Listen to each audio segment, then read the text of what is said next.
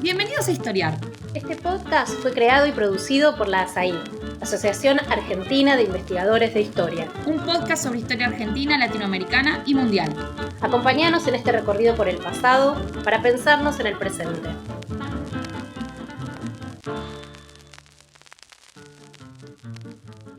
Bienvenidos a Historiar. Hoy vamos a estar hablando de la historia de Mafalda junto con Isabela Cose. Isabela es doctora en Historia por la Universidad de San Andrés, profesora del programa de Historia de la Escuela IDAES de la Universidad Nacional de San Martín. Es investigadora del Consejo Nacional de Investigaciones Científicas y Técnicas y del Instituto Interdisciplinario de Estudios de Género de la Facultad de Filosofía y Letras de la UBA. Ha publicado numerosos artículos y libros, entre los que se destacan Estigmas de Nacimiento, Peronismo y Orden Familiar, 1946-1955, y Pareja, Sexualidad y Familia en Buenos Aires, 1950-1975. También es autora de Mafalda, Historia Social y Política, publicado por Fondo de Cultura Económica, y es un libro que fue traducido también al inglés y publicado por Duke University Press. Y es sobre ese libro, o esos dos libros, que vamos a estar hablando hoy. Bienvenida Isabela y muchas gracias por estar acá hoy con nosotros. No, muchas gracias a ustedes. Es un gusto volver a estar aquí y conversar contigo.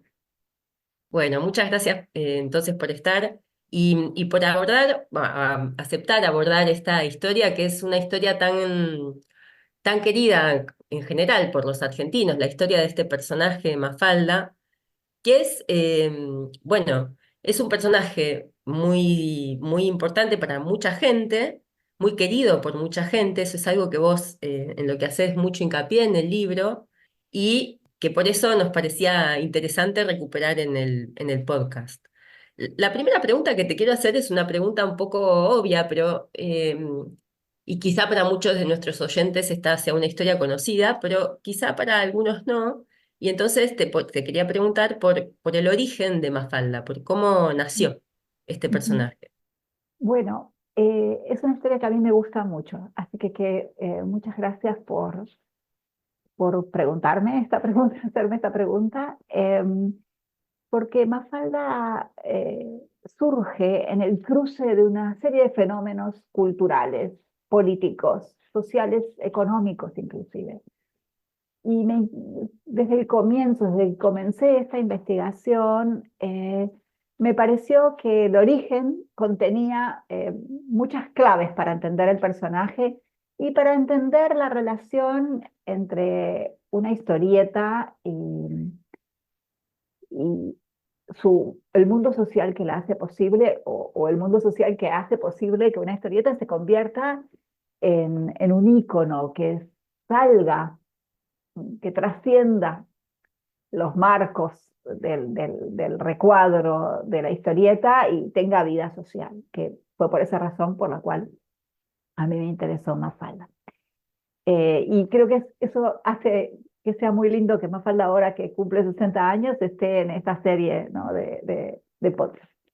Bueno, Kino crea Mafalda en 1964, ya era un dibujante muy talentoso, y el campo del humor gráfico, el campo de la historieta era ya muy importante en, en Argentina, y entonces surge en relaciones, surge, digamos, en el marco de este espacio muy dinámico que existía previamente a los años 60, pero que en los años 60 se dinamizó aún más. Había escuelas, había exposiciones de humor, había revistas muy emblemáticas, como Tía Vicenta, antes Ricotipo, había dibujantes muy consagrados. Y también surgió muy en conexión con con los nuevos espacios de la vanguardia artística, ¿no? Y muy especialmente surgió conectado con el Instituto Di Tella. El Instituto Di Tella tenía un área de arte que fue emblemática, que tuvo que ver con mucho del desarrollo más innovador y más de vanguardia en los años 60. Y allí también existía un grupo de publicistas, un grupo de artistas que para vivir hacían publicidad y que por supuesto estaban conectados con Siam Di Tella, ¿no?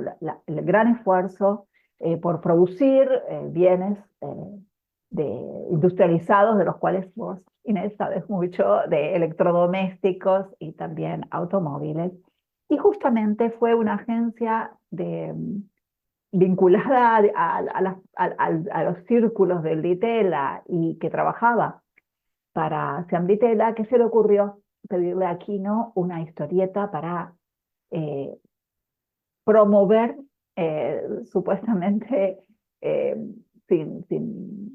subliminalmente una nueva marca de electrodomésticos que se iba a llamar Mansfield. Y bueno, y Kino debía hacer entonces una mezcla de Peanuts y Blondie, de dos series muy famosas, muy icónicas norteamericanas.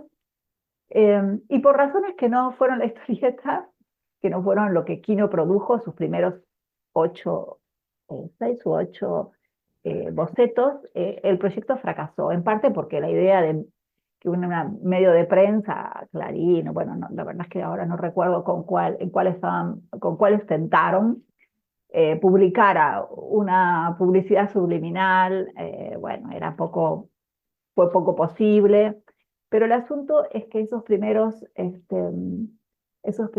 bocetos quedaron circulando, fueron publicados en una revista en aquel entonces, y lo que importa es que en ese proceso de creación está el mercado, las disputas por el mercado de electrodomésticos, por el mercado internacional, que tiene que ver con la vida cotidiana, y que por eso entonces esta familia tenía que ser una familia, la familia que Kino tenía que dibujar, tenía que tener resonancias con la clase media, el potencial consumidor, digo, el grupo potencialmente al que estaba apuntando la agencia. También tenía que ver con el espacio sociocultural y sus innovaciones en los años 60, con el campo humorístico, y por supuesto con la circulación de flujos de estilos de vida y de estereotipos y de dinamismos culturales de esta época. Es re interesante el análisis que vos haces, no solamente del surgimiento de la tira, sino de esa transformación que hay entre los primeros bocetos y cómo después aparece, bueno, cómo aparecen los personajes en Mafalda. El análisis que haces, por ejemplo, de la figura del papá de Mafalda, a mí me pareció súper interesante, cómo cambia el dibujo, ¿no? El dibujo, digamos, y el personaje, las cosas que dice o las reacciones que tiene. En general, todo el análisis que haces de la historieta para pensar lo social me parece que es muy innovador y es muy potente. Y hay una hipótesis que vos tenés durante todo el libro, pero sobre todo en los primeros capítulos, que tiene que ver con cómo, de alguna manera, Mafalda recupera o logra recuperar o captar ciertos sentidos respecto de lo que era ser de clase media, algo de lo que decías recién en los 60, pero también tiene un efecto performativo en relación a la creación de una identidad de clase media. Porque, ¿cómo pensás esa relación? Eh, bueno, para mí ese fue un punto clave, por el cual mi primera investigación, digo, las primeras cosas que escribí sobre Mafalda se convirtieron finalmente en un libro. Cuando me di cuenta que la historieta, más que expresar algo que ya estaba constituido, había colaborado a constituirlo, ¿no? Hasta ese momento, los estudios de Mafalda leían Mafalda en función de entender la realidad. Entonces contaban la historia a partir de Mafalda, y yo me di cuenta que había una oportunidad muy interesante, que había algo que no estaba hecho, que era contar la historia de Mafalda, y al contar la historia de Mafalda, eh, bueno, era posible darse cuenta de que la tira había contribuido a conformar, a modelar, a performar la propia identidad de clase media. Por supuesto, había distintas expresiones de la identidad de clase media previamente, eh, pero sin embargo, y había por supuesto muchos grupos y sectores y personajes de clase media de distintas variantes, digamos, eh, con distintos perfiles, pero que había una clase media intelectual y progresista a la que Mafalda expresó que como tal carecía eh, de una identidad, carecía de una expresión estereotipada como la que Mafalda ofreció. Y que para esa clase media intelectual, progresista, contestataria, todos tópicos, todas palabras o adjetivos que están conectados pero que no son lo mismo, ¿no? Que tienen distinciones entre ellos y van a ser importantes estas distinciones en los años 60 y después también, ahora también. Entonces, bueno, darme cuenta que la historieta había logrado configurarse como una imagen en la que observarse, en la que verse, en la que reconocerse para determinados grupos de clase media fue para mí muy interesante. Y quizás fue como la primera idea que estuvo unida al hecho de que las propias condiciones de producción, dicho en una forma un poco drástica, pero de la historieta, le hicieron a Kino iba modelando su historieta de acuerdo a los requerimientos del medio, de la frecuencia de las tiras, y también, bueno, después podemos hablar un poquito más de eso, también eres refractario, ¿no? De ciertas discusiones, de ciertos debates, entonces en un momento dado, que es justamente cuando la historieta pasa de la revista Primera Plana, muy icónica del periodismo de los años 60, a El Mundo, al diario El Mundo, que le exigía, la revista Primera Plana salía una vez por semana, el diario El Mundo salía a diario, y entonces esa fue una situación que le exigió tener más hilo que cortar, digamos, tener más historia que contar. Y entonces fue incorporando distintos personajes y esos personajes, bueno, dialogan con otra idea, una segunda idea que para mí fue muy interesante explorar, que tiene que ver con la heterogeneidad de una clase media unida en sus diferencias. Porque lo que la banda de amigos ofrece es ciertos lazos simbolizados por la amistad, eh, por la amistad, por el barrio que comparten, por la escuela, eh, que vertebran las zonas vertebran la unidad de una clase media atravesada por diferencias ideológicas y políticas y culturales más que económicas.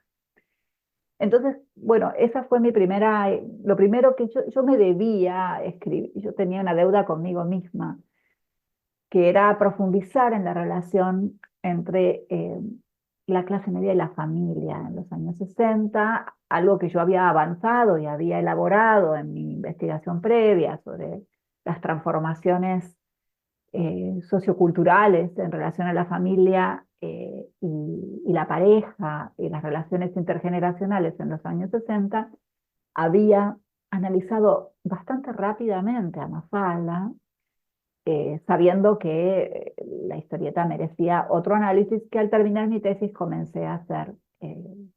Y bueno, este descubrimiento, el libro está articulado, cada capítulo un problema. De algún modo el primer capítulo, que fue quizás bueno, el que más, no sé si el más estimulante, pero fue muy estimulante para mí, fue el nudo, el comienzo el primer hilo de la madeja que desplegué. Que después dio lugar a todo el libro. Y ese capítulo es re lindo en esto que decís de la unidad a pesar de la heterogeneidad, a partir de personajes que además son niños. Y entonces hay una tira, bueno, una imagen que vos abordás de Mafalda y Susanita abrazándose no mirando al lector, sino de espaldas, y mostrando eso, ¿no? La unidad en las diferencias. Lo mismo con Manolito. Esas son figuras clave para pensar esta hipótesis que vos estabas Mm. desarrollando de recién. Pero después hablas de otros personajes, como Guille y Libertad, que de alguna manera muestran otra lógica, ¿no? Una suerte que muestran una intensificación de las tensiones sociales o de ciertas tensiones sociales en torno de la clase media en los primeros años 70. ¿Cómo, cómo expresaron esos personajes estas tensiones y cuáles son esas tensiones de las que hablas? Bueno, sí, muchas gracias. Quizás quisiera decir algo antes de ir a Susanita y Manolito, que tiene que ver con que los personajes son niños y no son niños. Hay una ambigüedad en la madurez y la reflexividad de las ideas que los chicos, y sobre todo Mafalda, pero no solamente Mafalda, exponen, transmiten, y la propia edad madurativa. Entonces, allí hay uno de los elementos humorísticos importantes de la historieta, que los chicos son chicos, pero en realidad son más inteligentes o son más reflexivos, tienen mejor, permiten una comprensión de los problemas que nos atraviesan de un modo más inteligente, más intenso que los adultos. Entonces, allí creo que, y hay otro problema en el que hoy quizás no podemos exponer, no podemos desplegar demasiado porque, bueno, tenemos un tiempo limitado, pero que es interesante, que tiene que ver que Kino hizo crecer, le permitió crecer a los personajes, aunque los personajes crecen más lento que su edad, eh, que la edad cronológica, ¿no? Entonces, bueno, pasan varios años y ellos permanecen en la escuela cuando ya deberían haber terminado. Y esto en parte tiene que ver con los pactos de lectura, ¿no? Entre Kino y su público al comienzo. Bueno, y en el surgimiento de estos conflictos que permiten que cualquier trama dramática, cómica, produzca sentido y crezca y tenga interés, ya a fines del 67, cuando comienza el 68, Kino da lugar a uno de los personajes más ricos y quizás uno de los personajes más particulares de la historieta, que es Guille, ¿no? Que es el único personaje al que el público puede seguir en su crecimiento, que realmente crece muy rápidamente, que va modificándose, que incluso la mamá de Mafalda estaba embarazada cuando Kino deja de publicar en El Mundo, y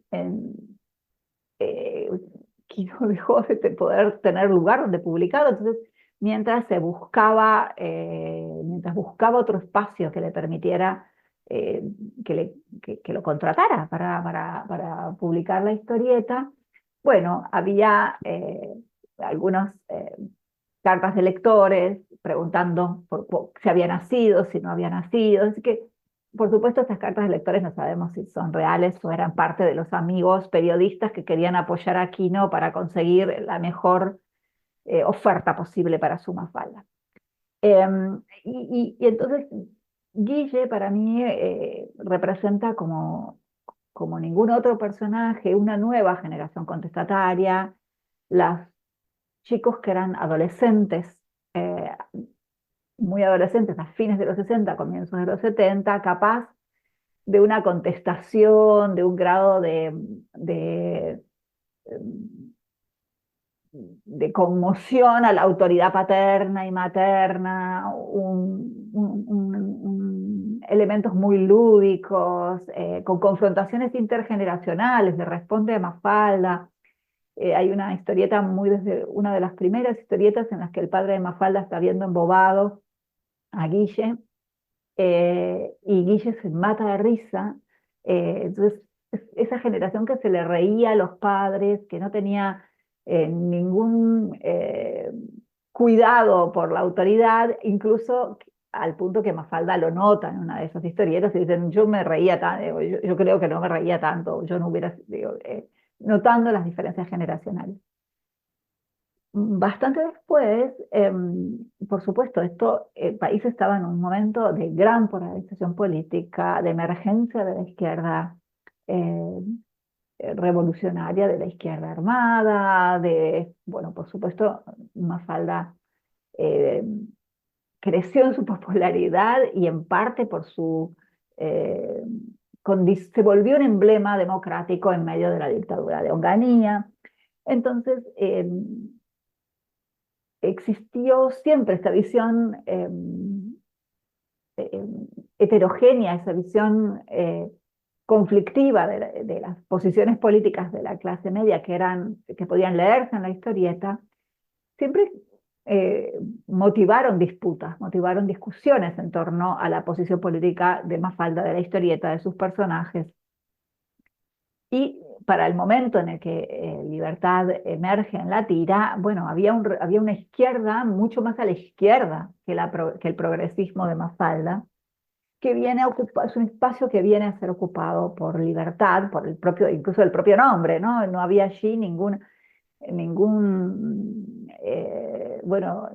velación, ¿no? Libertad expresaba la libertad que se reclamaba y ya hubo bromas, ¿no? Eh, incluso Quino la presenta con una broma sobre que era muy chiquita, y entonces, bueno, no digas lo obvio, dice Libertad, que era violenta, que era interpelaba muy fuerte, ¿no? A los otros integrantes de la banda, no vengan a decir lo obvio que soy tan chiquita como la Libertad. Bueno, entonces es un personaje que intenta actualizar la historieta a un nuevo momento político que ya no era el 64, que era otro momento de polarización y de enfrentamiento, en el que entonces coloca una nueva zona de confrontación entre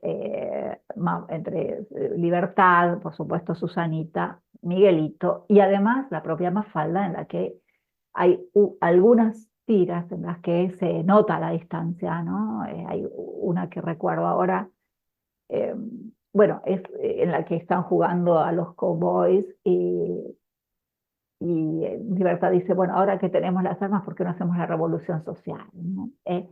Todo esto además atravesado de, de una preocupación, ¿no? Por qué lugar tenían los artistas, qué lugar tenían los intelectuales, cómo,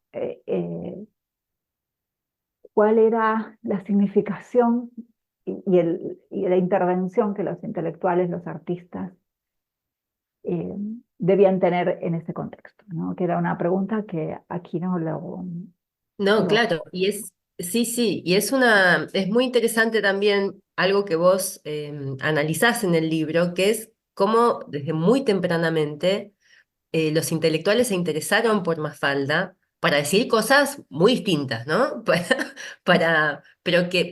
hubo un discurso intelectual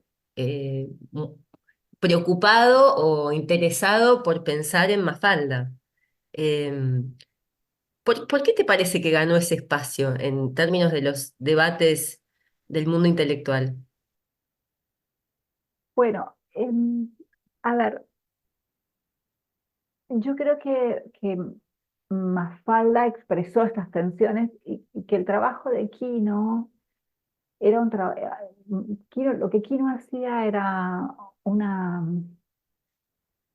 una intervención a través del dibujo de ciertas problemáticas a las que él estaba expuesto, que él indagaba, que él exploraba, con una cierta maceración filosófica, ¿no? Es como él a través del dibujo daba cuenta de una maceración filosófica de los problemas que él era muy atentamente, leía, observaba, era un gran observador. Em, por otro lado, la historieta y el lugar que tuvo Quino, no desde el comienzo, pero sí en este momento, cuando crea Mafalda, que él ya había publicado un libro de autor, que ya era eh, una figura relevante, fue el primero, creo que el único caricaturista, eh, humorista en primera plana, que era el espacio icónico eh, de espacio icónico del periodismo que pretendía representar a la clase alta y media alta, intelectual y empresarial. Entonces, ya esa implantación le dio a Mafalda una enorme significación.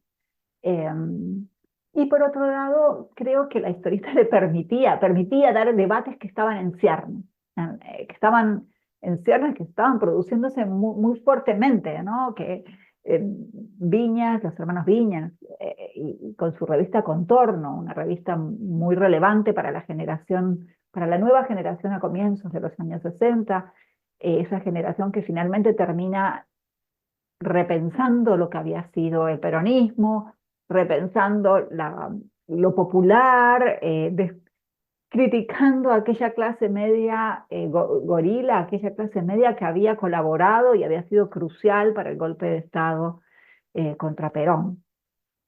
Entonces, esa generación de Contorno había abierto ya una serie de discusiones sobre la clase media que eran discusiones de enorme importancia para esa época.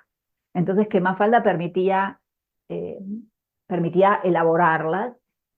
Y creo que además estos intelectuales discutían sobre Mafalda porque Mafalda había sido interpretada, concebida, se había vuelto para algunas personas, no digo que para todos, lejos está de mi intención amplificar agrandar el fenómeno, pero sí, para muchas personas Mafalda era como un editorial político en el que leer, con el que discutir, en el que proyectarse. Hay muchos casamientos, muchas parejas de izquierda que se casaron con Mafalda y en la tarjeta de casamiento, digamos. Entonces había una significación subjetiva, Sí. Mm. eh, identitaria, grupal, porque además no era solamente que interpelaba a las personas, interpelaba a los grupos, se discutía en filosofía y letras, ¿no? Se discutía en las aulas, se discutía en los espacios, en los grupos de amigos, y de hecho uno de sus libros, uno de los libros que critican a Mafalda surge de esas discusiones. Bueno, y además hay otra cuestión importante y es el libro de Dorfman y Matelar, un gran libro muy importante, salido del Chile, de la Unidad Popular, que es un libro que revela el carácter ideológico de El Pato Donald. Sí. Y entonces también hay una discusión sobre el cómic, sobre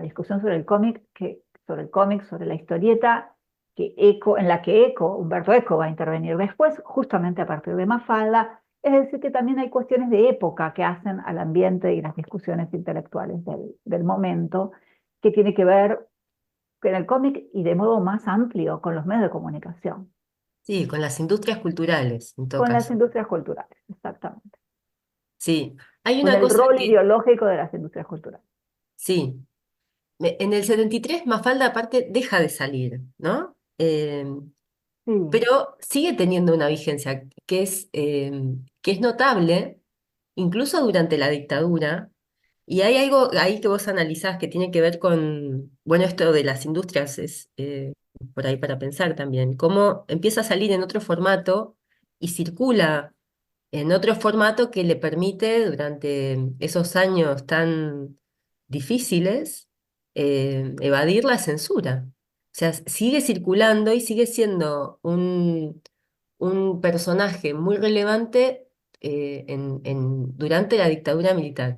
Eso a mí me pareció eh, en algún punto hasta sorprendente. Mm, Em, y vos mostrás además las apropiaciones que hay en esa época, que son apropiaciones también algunas muy terribles. ¿Puedes mm. contarnos un poco más de esto, de cómo circula y las apropiaciones que hay? Sí, bueno, esta fue una preocupación importante, ¿no? Para entender qué había pasado con Mafalda durante la dictadura. Por un lado, Mafalda ya estaba absolutamente instituida, digamos, era un personaje de tal importancia que no era fácil desplazarlo. Yo no estoy segura de que se hayan producido eh, nuevos, cuántos nuevos ejemplares. No pasó de nuevo por la censura escrita porque en todo caso sí hubo reproducciones de los cuadernos de Mafalda ya habían pasado, digo, ya estaba instalado la historieta, ¿no? Ya Claro. estaban instalados, ya habían sido aprobados, o más bien no habían sido censurados previamente, porque el sistema de censura no implicaba que uno presentaba al censor previamente el material, sino que después de que había sido producida podía ser censurado, lo cual tuvo muchas significaciones para la autocensura, porque trataban de evitar que eso sucediera después de haber producido la inversión. Ah, la película de Mafalda, que ya estaba produciéndose previamente al golpe de Estado, termina de salir durante la dictadura, y hay un episodio que yo descubrí posteriormente a la investigación, que está en el libro en inglés, en el cual los censores de la película le objetan la visión de las mujeres de calidad. Ah, mira. Bueno, allí también entonces hay una cierta intervención, pero la película se estrena en 1980, y permite, Juan Sasturian tiene una intervención muy interesante en Clarín y permite la discusión sobre la película, permite pensar en ese momento públicamente. A mí me llamó mucho la atención que esto fuera público, que fuera en la prensa, la relación la relación con los años 60, ¿no? Con el legado, que es un legado que es presente, que en el 80 no se vive como un corte tajante, sino para pensar esas producciones culturales de ese momento. Mm. Y realmente es muy interesante lo que allí sucede. Yo creo que además la historieta siguió siendo muy importante para componer un código de complicidad, ¿no? Leer Mafalda tenía muchos sentidos antidictatoriales. Eh, Hay una nueva generación que estaba descubriendo Mafalda y siguió descubriendo Mafalda antes y después del golpe. Eh, Tener Mafalda en la biblioteca significaba una posición frente al mundo y, Claro. eh, bueno, las nuevas generaciones, los chicos muy adolescentes, muy pequeños, digamos, incluso siendo niños todavía, descubrían la posibilidad de reírse de los adultos, con esos niños jóvenes que los interpelaban mucho, y eso fue muy importante durante la dictadura. Mm. Bueno, vamos a hacer una breve pausa y después vamos a seguir conversando con Isabela Cose sobre Mafalda. Este es el podcast de ASAIG, la Asociación Argentina de Investigadores en Historia. Te invitamos a asociarte y a seguirnos en las redes, en Twitter, en Facebook e Instagram. Toda la información sobre la asociación la puedes encontrar en nuestra página asaig.org.ar. Te esperamos todos los sábados con un nuevo episodio de Historiar, sobre los grandes temas de nuestro pasado, abordados por especialistas e historiadores profesionales de manera cordial pero rigurosa. Seguimos con nuestro episodio de hoy. Bueno, seguimos entonces hablando con Isabela Cose sobre Mafalda. Y lo que te quería preguntar ahora es sobre la circulación internacional de Mafalda. Vos contás que ya en los 70 empieza una circulación de Mafalda en distintos lugares como México, Italia, España, que la traducen a más de 20 idiomas y que incluso la traducen a más de 20 idiomas antes de traducirla al inglés, que también para mí eso fue sorprendente, porque una cuando piensa en la circulación así global de un producto cultural, lo primero que pensás es en la traducción, o yo por lo menos, en la traducción en inglés, pero no, empieza a circular antes en otras lenguas, en un montón de lugares. Y también es sorprendente en algún punto para quien no conoce la historia, porque es un producto cultural que está muy, como veníamos hablando antes, muy vinculado bueno, a esa identidad de clase media en Argentina. Entonces, ¿Cómo es ese proceso? ¿Cómo llega Mafalda a esos otros públicos y cómo los interpela? Eh, Bueno, yo creo que es algo bien interesante.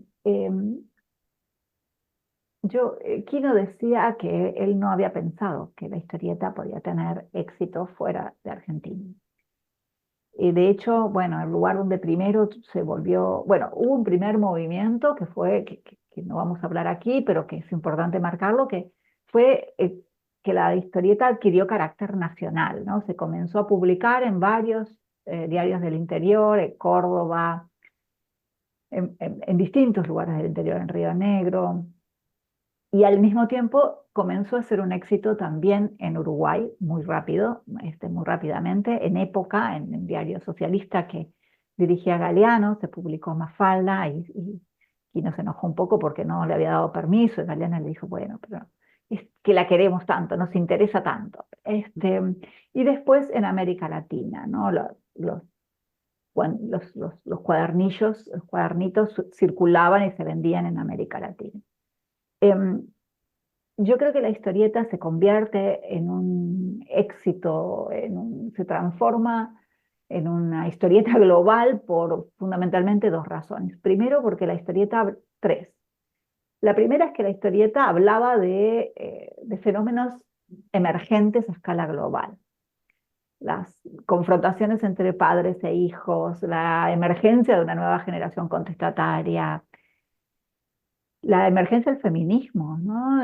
Quino publicó estas historietas con una nena como protagonista, nena joven como protagonista contestataria en el 64, cuando la segunda ola feminista estaba configurándose.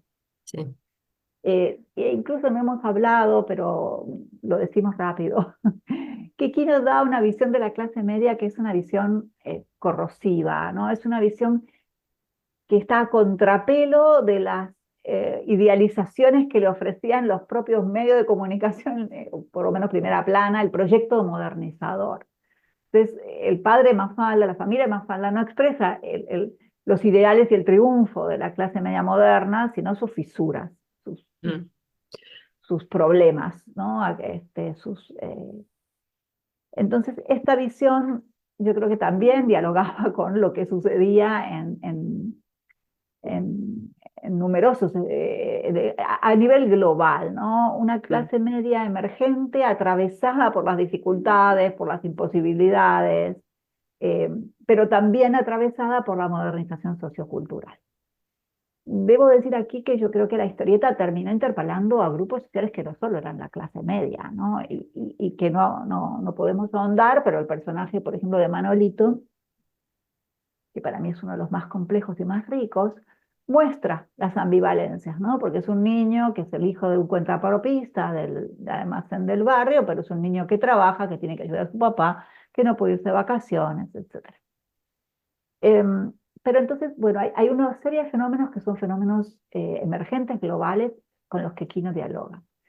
La segunda cuestión es que yo creo que el humor de Quino es un humor que trabaja como todo humor, pero muy especialmente con la producción de sentidos ambivalentes, con la apertura de significados que reclama un lector y una lectora muy entrenados para desentrañar y reírse de lo que todavía no está dicho en la historieta. Claro. Y entonces esto facilitaba que los sentidos fueran locales, que en cada lugar se apropiase de distintos sentidos la historieta, ¿no? El humor tiene esa característica, ¿no? El humor trabaja como cualquier producto cultural, pero aún más porque la risa requiere una empatía, una conexión y que el sentido sea completado por quien escucha, lee, participa. Hay una segunda razón que tiene que ver con, bueno, con los tercera, ¿no? Porque esa ambivalencia, aquí no decía que había que el último cuadrito de la historieta lo tenía que hacer quien estaba leyendo en su cabeza.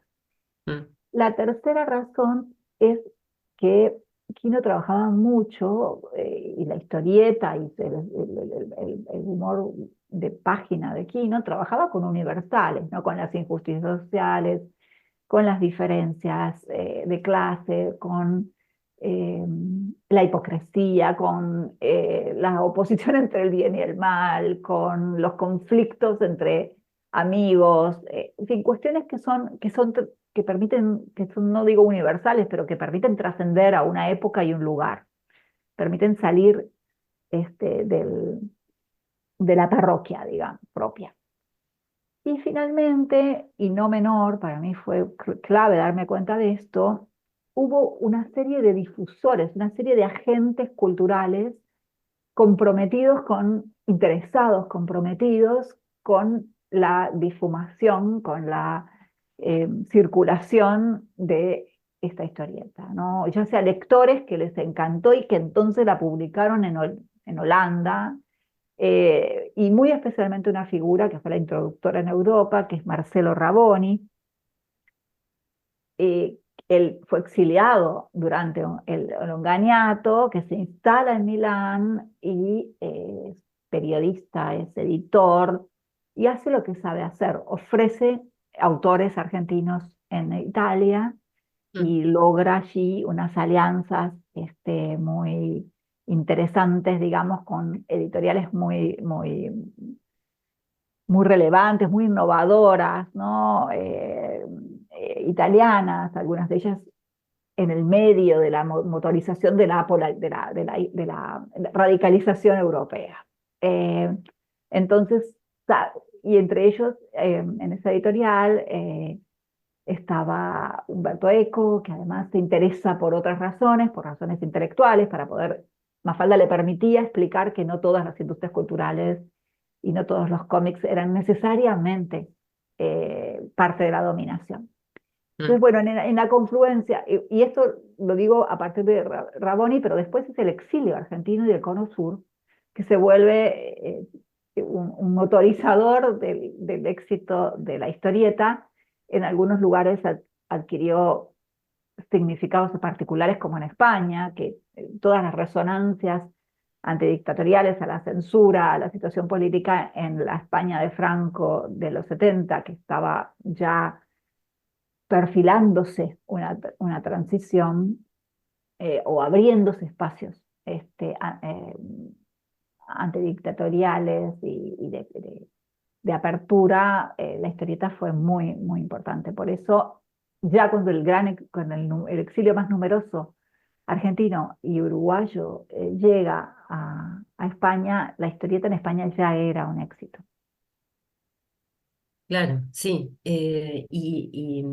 Es un éxito increíble en términos de la cantidad de ejemplares que se venden, de la resonancia que tiene. Y hay Sí. hay una cosa que a mí me llamó la atención en términos también de esta mirada más global, que vos haces. En la historia de Mafalda, vos marcás un punto de quiebre en el 89. Y la fecha es significativa. ¿Por qué es significativa a nivel de la historia nacional, de la historia argentina? Bueno, es el momento en el que Alfonsín entrega el mandato anticipadamente a Menem y tal. Em, pero también a nivel global, porque es el momento de la caída del muro de Berlín. Entonces hay ahí como una mirada en la que confluye lo local y lo global para pensar en esta historia de Mafalda. Y el análisis que haces tiene que ver con el lugar que ocupa después Mafalda, en un mundo en el que avanza, en un mundo de consenso neoliberal. Mm. Em, ¿Cuál es ese lugar? Bueno,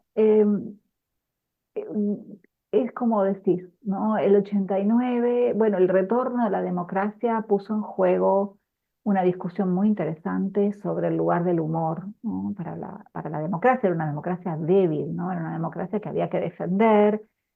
Quino vuelve a dibujar Mafalda, apoyando a la democracia y a Alfonsín, el presidente que, a Mm, diferencia de otros presidentes,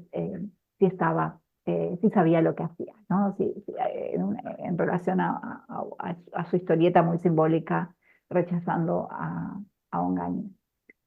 Y en ese contexto de una gran crisis económica argentina y de un ascenso del neoliberalismo y de una democracia débil y de la caída del muro de Berlín, Bueno, Mafalda representa aquellos valores que expresaban a esa clase media y a la clase trabajadora eh, con aspiraciones de inclusión, que estaba profundamente atravesada por la crisis, cuya identidad estaba siendo fracturada por la crisis. Y yo creo que acá es interesante la resonancia con el presente, ¿no?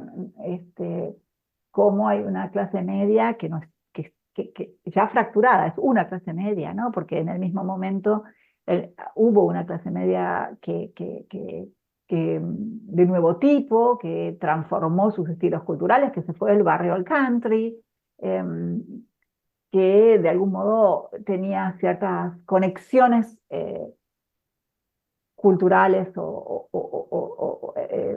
y económicas con esta nueva era de individualismo y de nuevos estilos de vida. Y Mafalda representaba lo colectivo, representaba aquellas viejas formas de la identidad de la clase media, el barrio, la escuela pública, ¿no? Muy especialmente la escuela pública, la defensa de la escuela pública. Y al mismo tiempo, en términos políticos, yo creo que catalizó una visión nostálgica, ¿no? Nostálgica, y acá yo mucho después no leía Traverso cuando escribí esa parte a Enzo Traverso, este historiador tan, bueno, a mí me parece tan estimulante, esa es la palabra. Bueno, que justamente él escribe un libro, ¿no? Sobre la nostalgia, la melancolía de izquierda,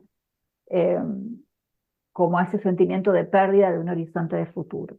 Y yo creo que justamente cuando yo me refería a la visión nostálgica del pasado, bueno, estaba refiriéndome a esta pérdida de sentido del horizonte de acción colectiva, que Mafalda, emergente en la radicalización de los 60, contenía, y por tanto entonces en los 80 fue resignificada en función de ese proyecto. También los personajes comenzaron a ser recreados. ¿Cómo serían los personajes? ¿Cómo sería Manolito si si hubiera crecido, ¿no? ¿Qué tipo de personaje sería? ¿Qué pasaría con Susanita? Bueno, y estos juegos, que son unos juegos que se instalan en la prensa un poco antes, son juegos como sociales, que le dieron un nuevo dinamismo a la historieta, también catalizaban las trayectorias fracturadas de los grupos sociales eh, con los que Mafalda se había convertido en lo que era. Mm. Es interesante para pensar eso y qué pasa, bueno, en los 90, pero también qué pasa en la actualidad. Vos, el libro en español lo publicaste en el 2014, o sea, ya pasaron 10 años de ese libro, pero bueno, pasaron 10 años de historia de la sociedad argentina. Y en algún punto, una pregunta podría ser si te parece que Mafalda sigue teniendo actualidad. ¿Y de qué manera? Porque vos terminás el libro o el último capítulo, no me acuerdo si es el último capítulo o la conclusión, hablás describís una escena en la que vos vas a visitar una de las estatuas de Mafalda, la que está en San Telmo, ¿no? Y que hay un montón de gente haciendo cola para sacarse fotos con la estatua, con Mafalda y que esto y que el otro, que hay gente que se acerca que ni la conoce, pero que hay un montón de gente que va específicamente ahí porque quiere sacarse esa foto con Mafalda. Yo no pasé por la estatua de Mafalda de San Telmo recientemente, pero no sé cómo sería hoy o cómo es hoy esa relación. Bueno, yo a veces paso y bueno, como alguna vez me paré ahí para entrevistar a las personas, presto Mm, atención. Pero más allá de que sí, hay gente, en la estatua hay gente, pero más allá de eso, yo creo que lo que me gustaría decir es que la significación de la historieta siempre fue múltiple, siempre fue diversa. No hay, incluso mientras se publicaba, y de allí las controversias, no hay una única forma ni sentido atribuido a la historieta. Y entonces hay como diferentes niveles de implicación, ¿no? Está el fan de la historieta que conoce absolutamente cada detalle, que se siente identificado con algún personaje. Están aquellas personas que simplemente les parece tierno o simpático, o alguno de los personajes. En esas entrevistas me pareció muy interesante que había muchas personas que se sentían muy identificadas con Susanita, ¿no? Como, bueno, a mí yo soy un poco Susanita, ¿no? No es que también en ese momento, poco después, digamos, Mafalda y la rivalidad entre Mafalda y Susanita se pudo escuchar las consignas feministas de la ola verde, ¿no? No, no quiero ser Susanita, no quiero planchar camisa.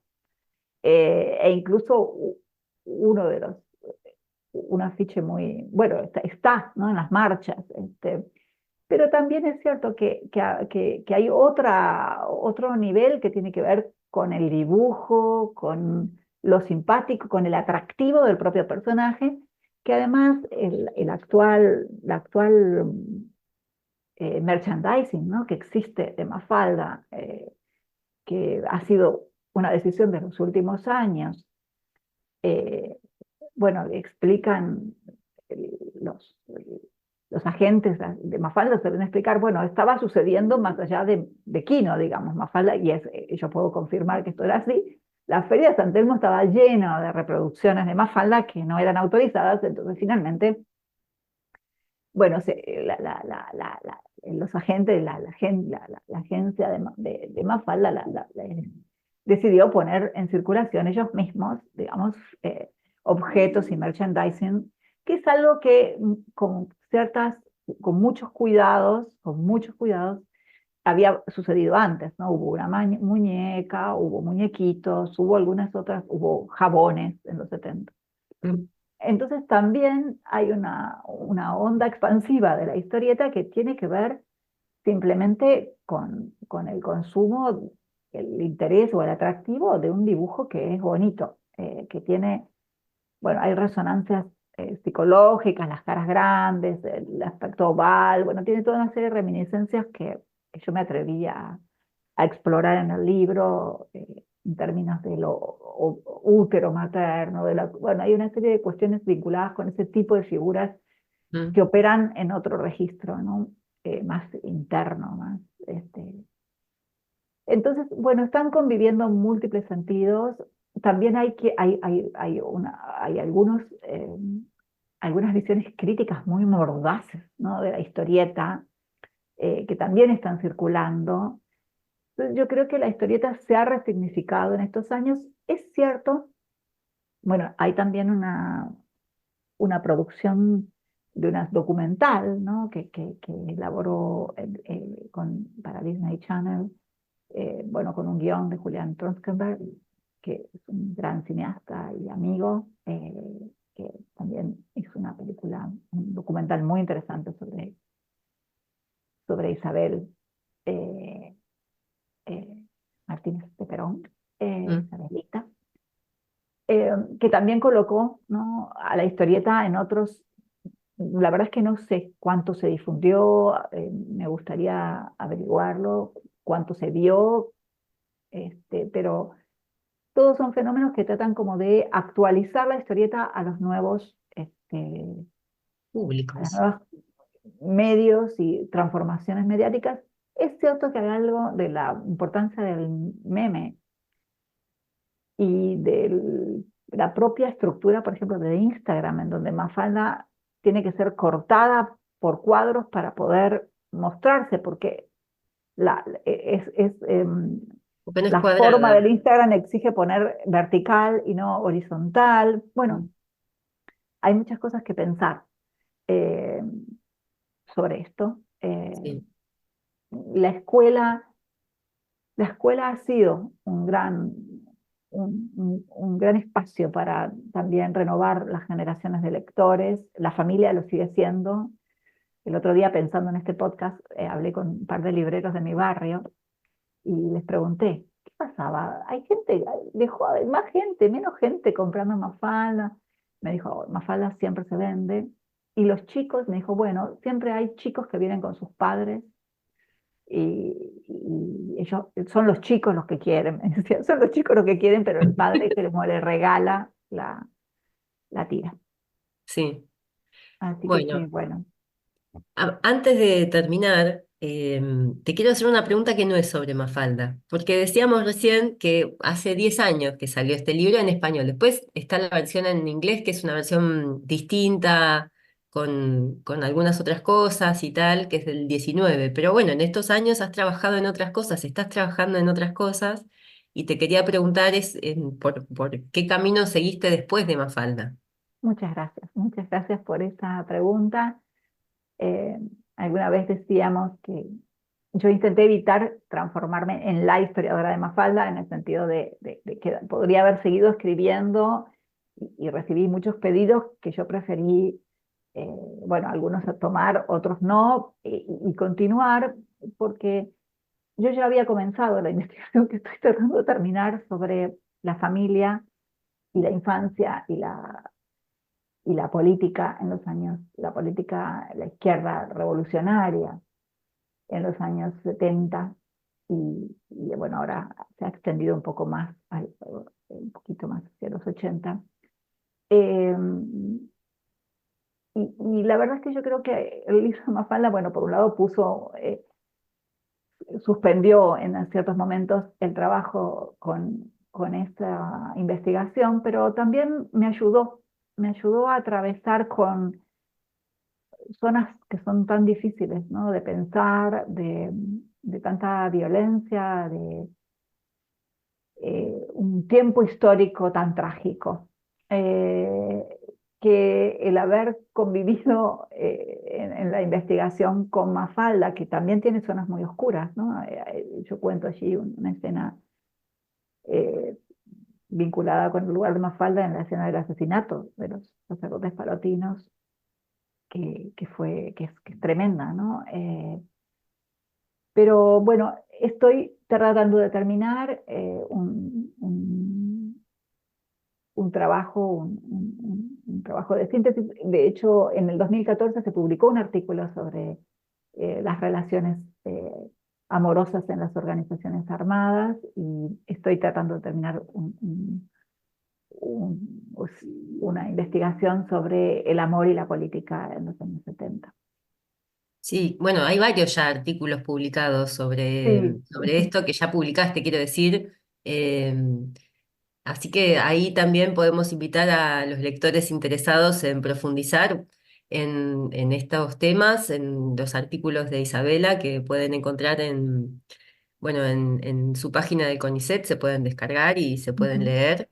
Y lo mismo a invitarlos a leer el libro es fascinante, profundiza muchas de las cuestiones que hoy pasamos un poco más por arriba o más superficialmente, porque bueno, el formato del podcast tampoco da para tanto, pero bueno, los invitamos entonces a leer el libro y las investigaciones más recientes de Isabela, y les agradecemos que se hayan quedado hasta el final. Y sobre todo le agradecemos a Isabela. No, yo les agradezco a ustedes, muchas gracias Inés, un gran gusto poder la oportunidad de conversar y de encontrarnos y intercambiar ideas sobre estos años 60 que vos también, ¿no? Has transitado tanto.